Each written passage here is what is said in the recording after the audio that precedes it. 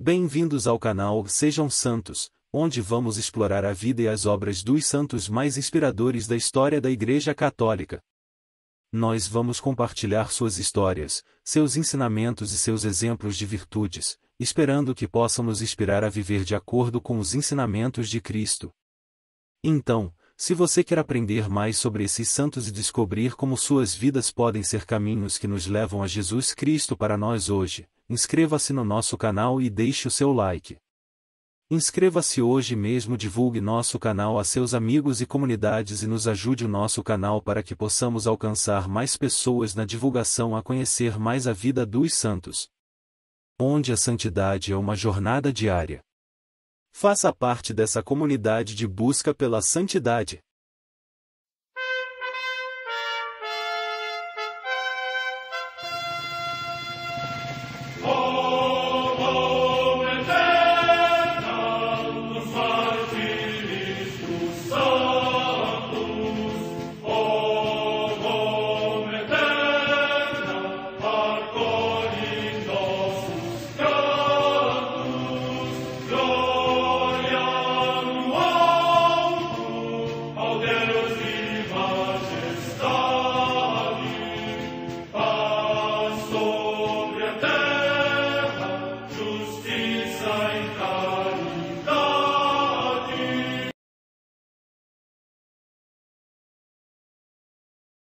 Ler a vida dos santos desperta em nós o desejo de seguir a Cristo. Através de suas vidas podemos aprender as virtudes, a sabedoria e o amor de Deus.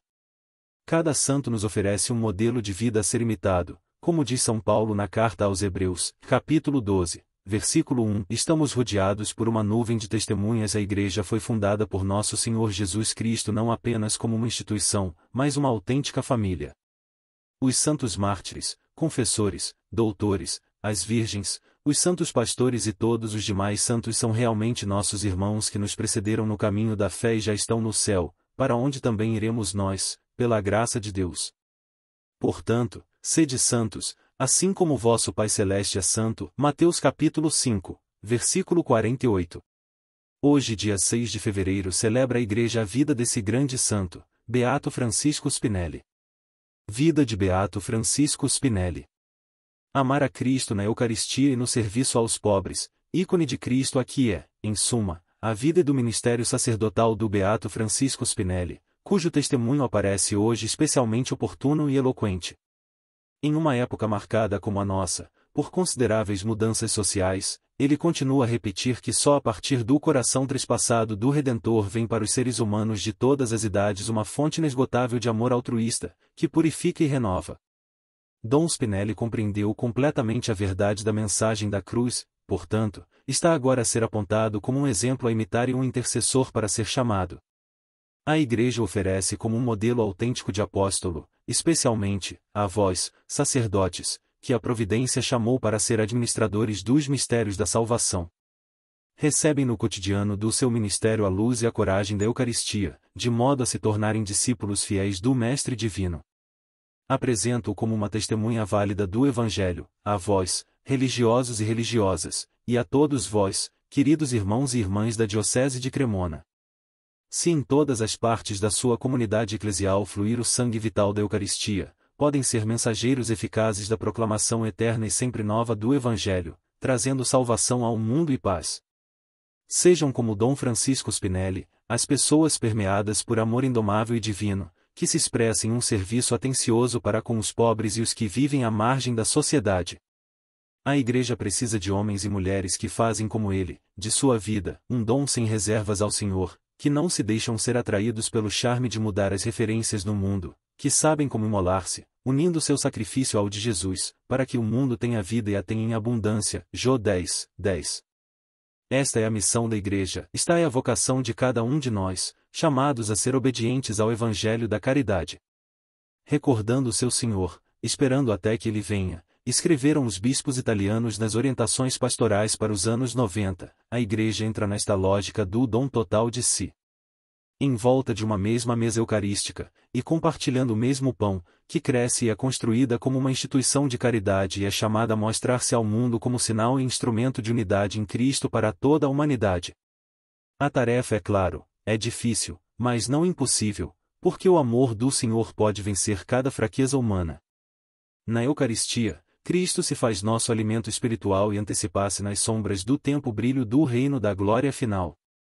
Papa João Paulo II, a homilia de canonização, a 21 de junho de 1992. Francisco nasceu em Milão, aos 14 de abril de 1853, cujos pais, trabalhadores humildes, eram muito cristãos. Ele cresceu forte, vivaz e ficava muito alegre ao brincar de teatro de fantoches com as outras crianças. Nas horas livres acompanhava a mãe nas visitas os pobres e doentes, sentindo-se feliz por amar e ajudar o próximo, conforme o ensinamento de Jesus. Assim foi que surgiu sua vocação. Apesar de seu pai desejar que estudasse medicina após seguir o chamado de Cristo e se tornou um médico de almas. Apoiado pela família, Francisco foi estudar na cidade de Bérgamo, onde concluiu os estudos e recebeu a ordenação sacerdotal, em 1875. Neste ano do jubileu, ele seguiu em peregrinação para Roma e, durante as cerimônias na igreja de Santa Maria Maior, teve a inspiração para criar uma família de religiosas que adorassem Jesus sacramentado. Padre Francisco compreendeu o projeto de sua vida esperando o momento certo para colocá-lo em execução. Retornando desta viagem, foi designado para lecionar na creche da paróquia de Bérgamo, onde seu tio, Padre Pedro, era o pároco. Desta maneira, desenvolveu seu apostolado entre os pobres, lecionando também no seminário e orientando algumas comunidades religiosas femininas.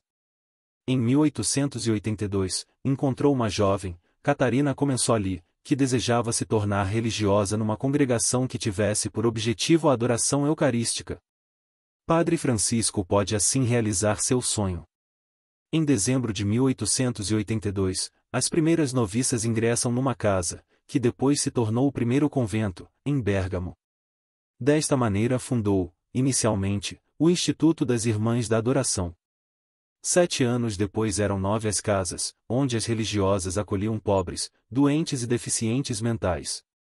Tudo corria bem até quando, por vários equívocos, ele foi constrangido a deixar a diocese de Bérgamo, em 1889, e se transferiu para de Cremona, na aldeia de Rivolta d'Ada, onde suas filhas tinham aberto uma casa, tendo de deixar a direção do instituto, também. Por isto, a fundação se dividiu, Irmã Comensoli criou a Congregação das Irmãs Sacramentinas, e Padre Francisco, a das Irmãs Adoradoras do Santíssimo Sacramento. Obtendo a aprovação da Santa Sé, as adoradoras adquirem vida própria, com o propósito de adorar dia e noite Jesus na Eucaristia e de servir os irmãos pobres e doentes mentais, nos quais se reflete o vulto de Cristo. Jesus foi a fonte e o modelo da vida sacerdotal do Padre Francisco, do qual extrai a força e vigor para servir os semelhantes. Em Rivolta, ele supriu a comunidade, que tinha necessidade de tudo, como escolas, creches, assistência aos enfermos e aos velhos abandonados. Seus preferidos eram os deficientes mentais, que ele alegrava pessoalmente, encenando espetáculos de fantoche. Envolto numa imensa fama de santidade, morreu no dia 6 de fevereiro de 1913, sendo sepultado na Casa Mãe das Adoradoras, em Cremona, Itália. O Papa João Paulo II declarou Francisco Spinelli, beato, em 1992, indicando sua festa para o mesmo dia da sua morte. A Santa Madre Igreja celebra também nesse dia os santos. Memória dos Santos Paulo Miki e companheiros, mártires em Nagasaki, no Japão.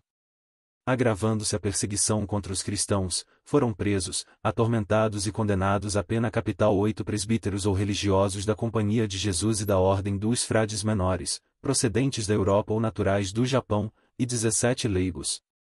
Todos eles, também os adolescentes, foram crucificados por serem cristãos, manifestando a sua alegria por terem a graça de morrer de modo semelhante ao de Cristo. São estes os seus nomes: João de Goto Soam, Tiago Kizai, religiosos da Companhia de Jesus, Pedro Batista Blasques, Martinho da Ascensão Aguirre, Francisco Blanco, presbíteros da Ordem dos Frades Menores, Felipe de Jesus de Las Casas, Gonçalo Garcia, Francisco de São Miguel de Laparilla, religiosos da mesma ordem, Leão Carazuma, Pedro Sukijiro, Cosme Takeia, Paulo Ibaraki, Tomé Danji, Paulo Suzuki, catequistas, Luiz Ibaraki, Antônio, Miguel Kozaki Tomé, seu filho, Boaventura, Gabriel, João Quinuia, Matias, Francisco de Meaco, Joaquim Sacaquibara, Francisco Adalcto, Neófitos. Morte no ano 1597. Em Arvena, na Aquitânia, hoje Clermont-Ferrand, na França, Santo Antoliano, mártir. Morte no século III.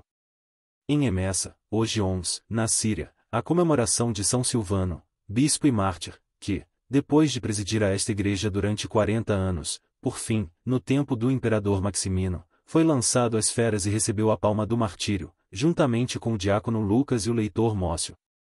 Morte no ano 238. Em Cesareia da Capadócia, hoje Kayseri, na Turquia, Santa Doroteia, virgem, e São Teófilo, estudante, mártires. Morte no século IV. Em Ardag, na Irlanda, São Melo, bispo. Morte no ano 488. Em Arras, na Gália Bélgica, atualmente na França, São Gastão, bispo, que, enviado por São Remígio, bispo de Reims, para aquela cidade devastada, catequizou o rei Clovis, restabeleceu a igreja e dirigiu-a durante cerca de 40 anos e levou a bom termo a obra de evangelização dos povos ainda pagãos daquela região. Morte no ano 540. Em Elnon, também na Gália Bélgica, na atual Bélgica, Santo Amando, bispo de Maastricht, que anunciou a palavra de Deus a muitas províncias e povos até as regiões dos eslavos, e finalmente, terminou a sua vida terrena num mosteiro que construíra. Morte no ano 679.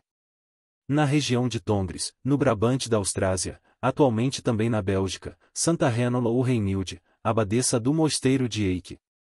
Morte no século VIII.